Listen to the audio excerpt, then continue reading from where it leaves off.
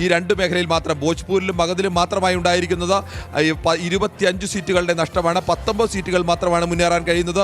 CPI-MLന്റെ ശക്തി കേന്ദ്രമായിരുന്നു ഇത്. അവിടെ CPI-ML കഴിഞ്ഞ തവണ 10 സീറ്റുകൾ നേടിയത് ഈ മേഖലയിലാണ്. ഇത്തവണ അവിടെ 4 സീറ്റുകൾ മാത്രമേ അവർക്ക് മുന്നേറാൻ കഴിയുന്നുള്ളൂ. കോൺഗ്രസ് 9 സീറ്റുകളും കഴിഞ്ഞ തവണ നേടിയതിൽ 9 സീറ്റുകളും നേടിയത് ഇവിടെ നിന്നാണ്. ഇവിടെ അവർക്ക് ഇത്തവണ 2 സീറ്റുകൾ മാത്രമാണ്. ഏറ്റവും വലിയ തിരിച്ചടി ഉണ്ടായിരിക്കുന്നത് ബീഹാറിൽ RJDയുടെ ശക്തി കേന്ദ്രങ്ങൾ, CPI-MLന്റെ ശക്തി കേന്ദ്രങ്ങൾ, ഈ രണ്ട് മേഖലകളിലാണ് അവിടെ ഉണ്ടായിരിക്കുന്ന. ഭോജ്പൂരിലും മഗധിലുമാണ് ഉണ്ടായിരിക്കുന്നത്. ഭോജ്പൂർ മഗധ് മേഖല എന്ന് പറയുന്നത് ഏകദേശം ഇതാണ്. ഭോജ്പൂർ മഗധ് മേഖല എന്ന് പറയുന്നത് ഈ മേഖലയിലാണ്. UP-യുമായൊക്കെ അതിർത്തി പങ്കിടുന്ന മേഖല, ജാർഖണ്ഡുമായി അതിർത്തി പങ്കിടുന്ന മേഖല, ഈ മേഖലയിലാണ് കനത്ത തിരിച്ചടി ഇപ്പോൾ ഉണ്ടായിരിക്കുന്നത്.